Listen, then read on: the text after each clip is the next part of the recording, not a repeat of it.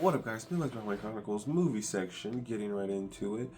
I went and saw Send Help, movie that came out 2 weeks ago. Well, I guess a week ago, with Rachel McAdams and Dylan O'Brien as the main characters. Nobody else is really honestly important in the movie than the main characters. The guy from Allstate is in the movie too, randomly. You know, the old guy from Allstate, not the guy who does all the crazy commercials.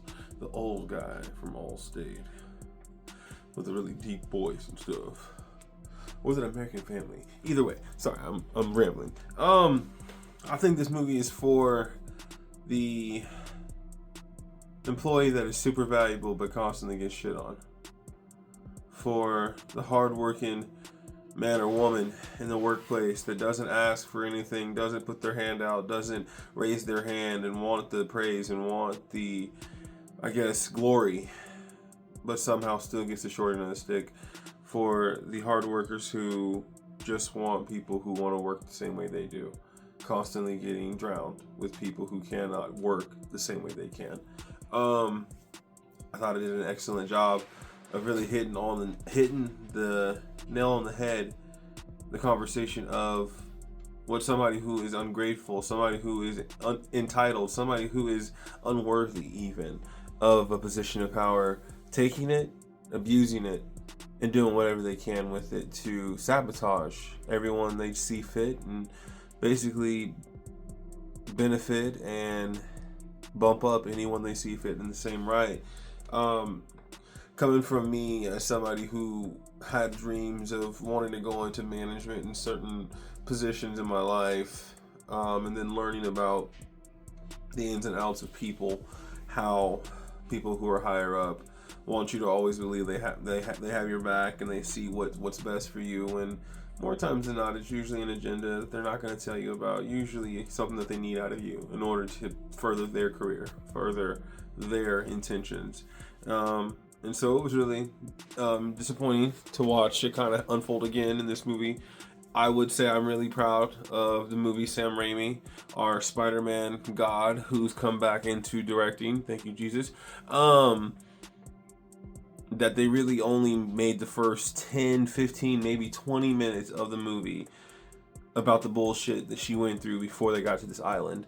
I was really happy we didn't have to see this dragged out conversation about why she was being treated like crap. And if anybody watched the trailer for this movie, you knew that the airplane was gonna blow up, malfunction in the air, and so everything was gonna turn on its head super quick.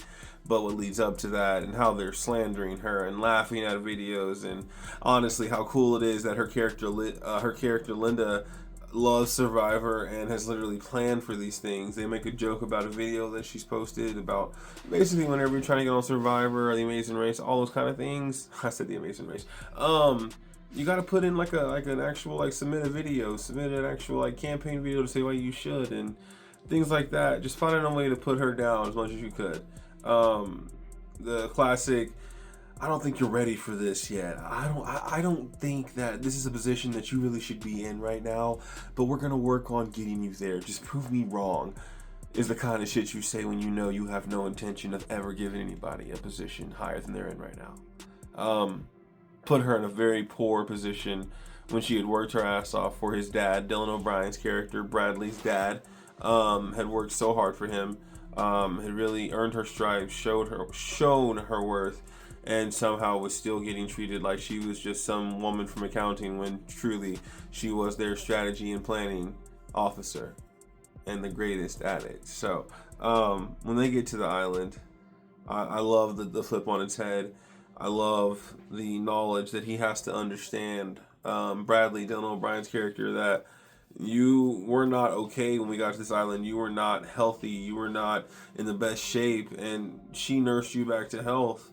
So the ungratefulness needs to stop. The expectation to get everything handed to you needs to stop.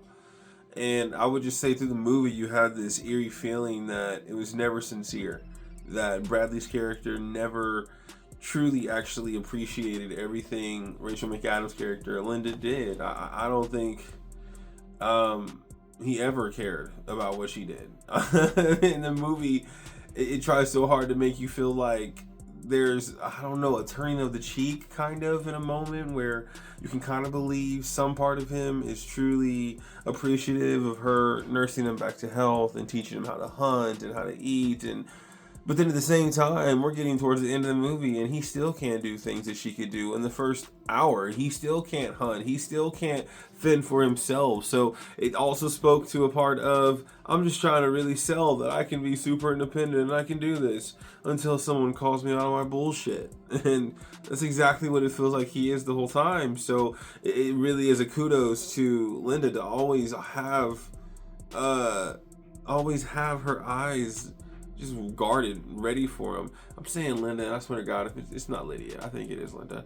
And always have her eyes guarded and just ready for anything he might do. So I really thought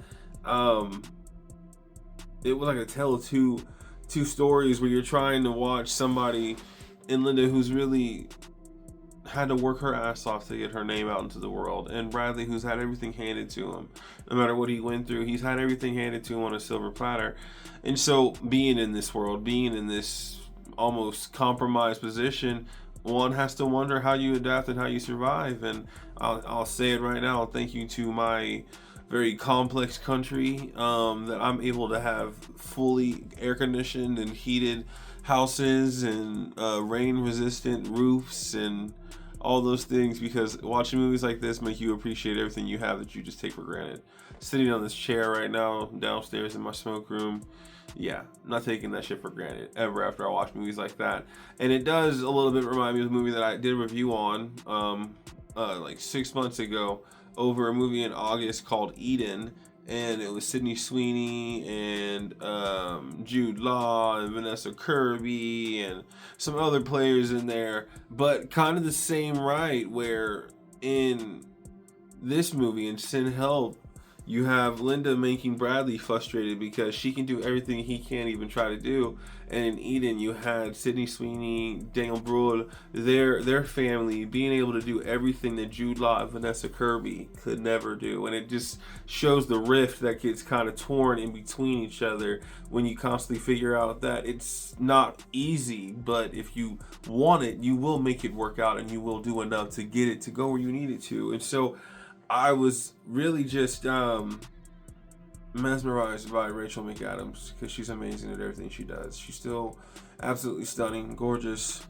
She's aging like fine wine. Thank you, Jesus, because she's so fine. Oh my God. I was a little kid when Notebook came out and all the things she did when I was young, and to see her in Doctor Strange and everything since, and oh, she's so wonderful.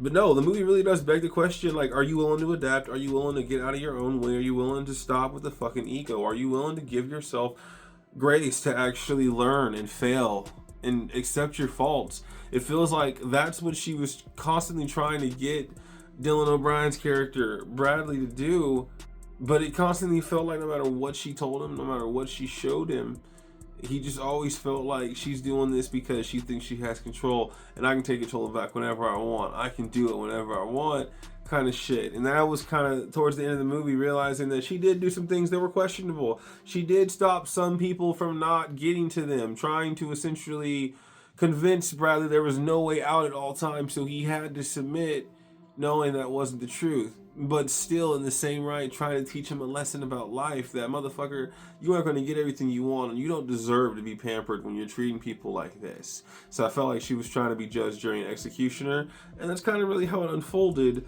unfortunately for Bradley and the powers that be.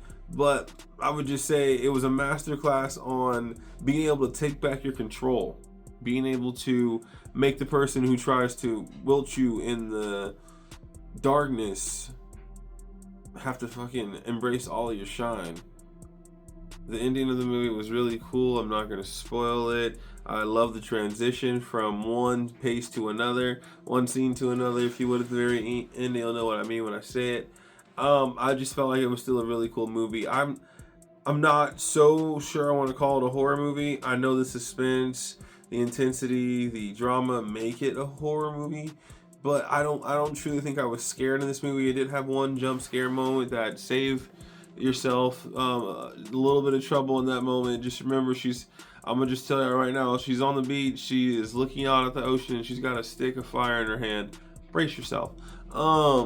all of us, I'm pretty sure, trembled in the theater today. So that shit was interesting.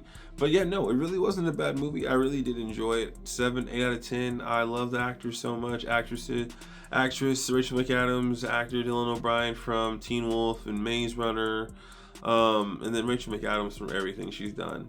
Really cool movie. Really just taking the power back from the oppressors is what it felt like more and more. Showing them that no matter what you thought you could do, I've always been one step ahead. And that's the shit that I like. Humble these bitches, put them in their place, and let them know what the fuck is up. So yeah, send help. Or don't. I don't give a damn. It was good as hell. Go see it in theaters before it gets taken out of theaters. We're getting ready to get to Valentine's weekend next week, so things are going to change real quick. Go see it, please. Don't miss out on this movie. I think it really is worth it. You guys will really enjoy it. So let me know what you guys think. All right, guys. This has been Midwest Brownboy Chronicles. I am your Midwest Brownboy, Jalen Brownford. Thank you for watching any videos that I've posted. Coming back and listening to me talk some more. I appreciate you guys always. And I'll talk to you guys next week. Peace and love.